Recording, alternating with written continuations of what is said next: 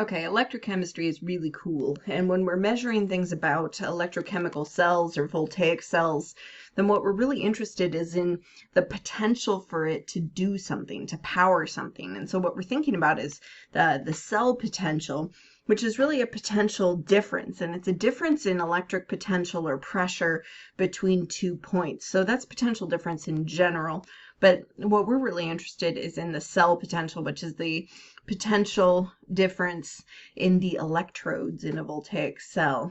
So we're really looking at the difference in pressure buildup of this, electric potential current, and we're going to move electrons from one side to another. And the greater the difference, the greater the buildup on one side or the other, then the better the flow is going to be, the better the current. Now, cell potential is symbolized as E sub cell. So that E there is your potential difference, and the units on it are in volts. And so, of course, you've probably heard of voltages when you're thinking about batteries. So, you have a 9-volt battery or whatever. So that's our SI unit to measure cell potential or potential difference between things. And in general, and this kind of makes sense because we're thinking about it in terms of pressure, electric charges like to move from a high electric potential or pressure to a low electric potential or pressure. And I like to think about it kind of like a hose. So this is my very excellent drawing of a hose connected to a faucet here. And so we have all this pressure buildup, all this water that's built up in the kind of house side of things. So we have all this water moving here, but until I turn on the faucet, until I allow for some connection to be made from the faucet to the hose, nothing's going to happen. There's all this potential, and there's a potential difference between these 2 points. And then as soon as I apply some work to this system, then the water is going to move from the higher pressure area, right? So kind of a higher pressure to a lower pressure area, and that's going to be the flow or the movement of the water. In the same way, when I have a high pressure buildup of electric potential and a lower kind of area of electric potential, then the movement of electrons is going to be towards the lower potential. And so we can set up a system with the maximized difference between these in order to create the best possible battery, right? To build the better battery. And we can do this by looking at the electric work. And so if we're thinking about work that's being done, this is going to be in joules because we're thinking about it in terms of energy, right? Work is overcoming some sort of resistance, so we need some energy to do that. And then the charge is going to be in coulombs.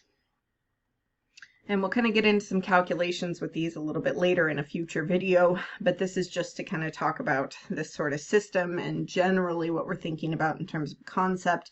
And then potential difference then, as we just said, is in volts. So a joule is equal to a coulomb volt, and this is going to be an important relationship as we're kind of moving forward and talking about the potential for these cells to do some work. Okay, so let's get into what this looks like, how we calculate it. And we calculate the E sub cell, or that cell potential. We can do it under standard conditions.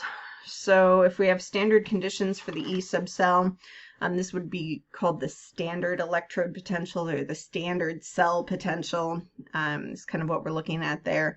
So here's the standard cell potential, and just like with our other kind of thermodynamic quantities, we're talking sort of 25 degrees Celsius. And then the other important piece is that the solute concentration in this cell, so thinking about those half cells in our voltaic cells, the solute concentration is 1 molar.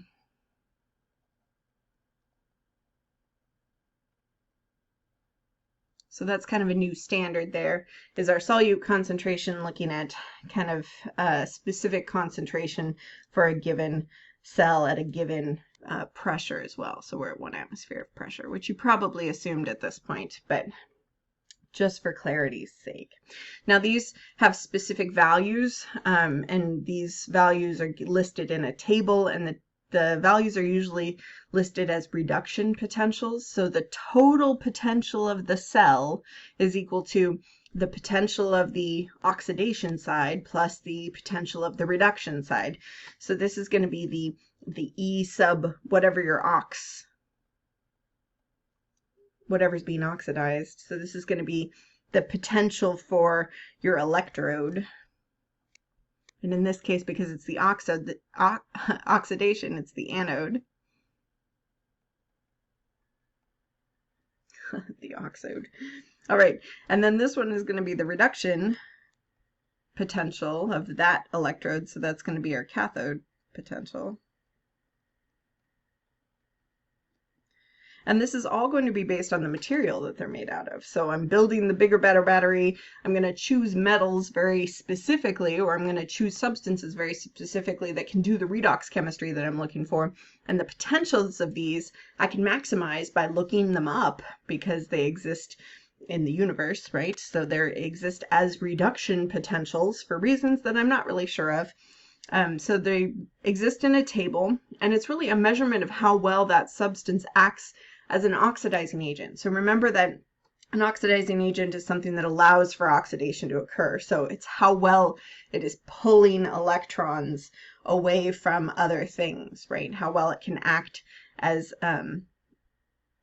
undergoing reduction, right? So as an oxidizing agent. So there's a table for that. It's like there's an app for that. And for a substance, the oxidation potential, if I wasn't interested in reduction, if it's acting like an oxidizer, then it's going to be equal and opposite. So let's just take a look at an example of a cell, and then we'll kind of figure out what this looks like. Okay, so this is the cell that I built in the voltaic cell video. So I have zinc as my anode and copper as my cathode, and we know that notation wise this is the way that it's written. So we have our anode first, our cathode here. So my zinc is being oxidized, my copper is being reduced. So if I wanted the total cell potential for this particular voltaic cell, so how much can I get out of it voltage wise, then I need to take the sum of the electrode potentials. So I'm looking at the potential of zinc and the potential of copper. So I need to go to a table then.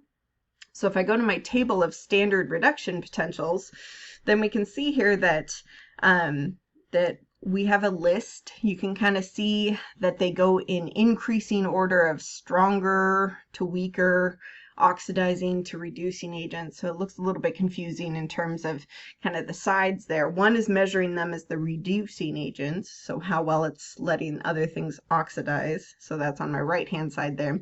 The other one is looking at oxidizing agents, which is how well it's allowing other things to be reduced. That's on the left hand side scale there.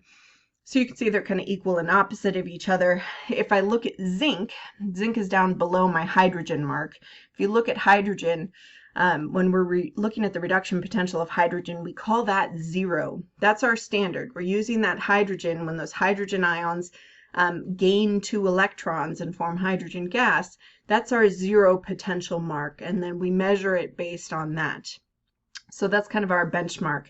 So if you look below, then we can see that our zinc here, zinc 2 plus my 2 electrons, gives me zinc metal. That gives me an electrode potential of negative 0.76. And again, we're in volts here. And then if we compare that to copper, which is above my hydrogen by a couple, so copper 2 plus my 2 electrons gives me copper metal. That's at 0.34. Okay, so if I go back to my setup here, my copper is my reducer, right? It's the one that's undergoing reduction. So I can use the reduction potential as it is listed. So it was listed as 0.34 volts, as you recall.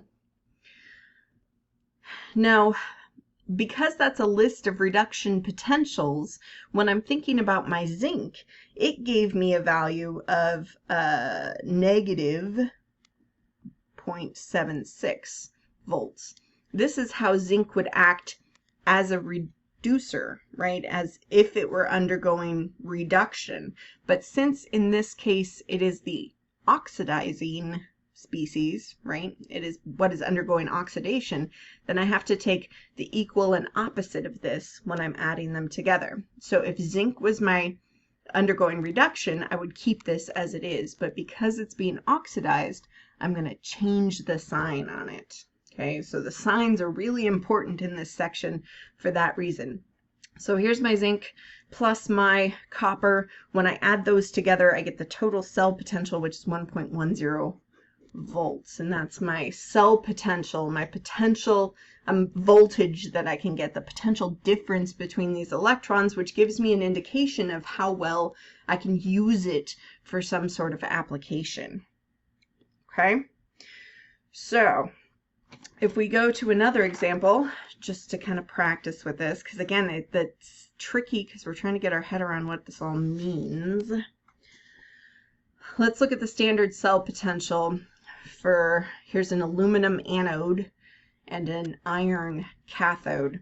So my cell potential then, my E sub cell, is going to be equal to the electrode potential of my aluminum plus the electrode potential of my iron.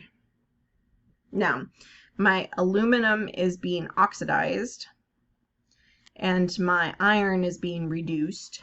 And I know this because of where they are in my notation, right? My aluminum is first, so it's my anode. My iron is second, so it's my cathode.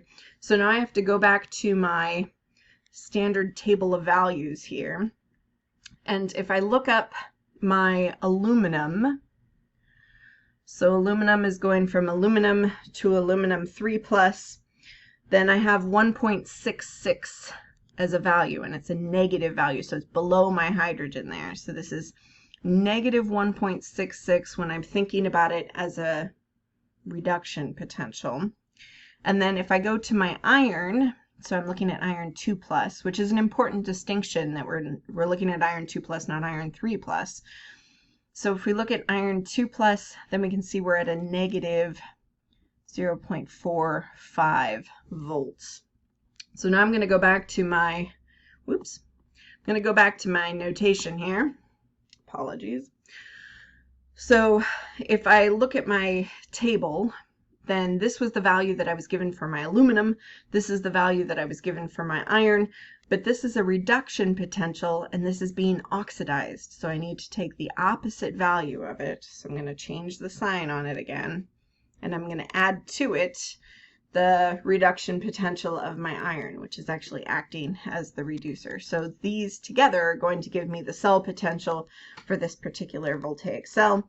And when I put them together, I end up with 1.21 volts for my cell potential. So in the same kind of neighborhood as my zinc to copper. Okay, and then this value is something that we can tweak. So we can look at these different metals, we can see which one would act best. The biggest potential difference between them is going to give me the largest value here, which is going to give me kind of the most interesting, chemically speaking, cell. So we're thinking about maximizing our materials, we're thinking about the chemistry that's happening, and this is just a quick way to use those reduction potentials to solve for the overall potential of that cell to do some work.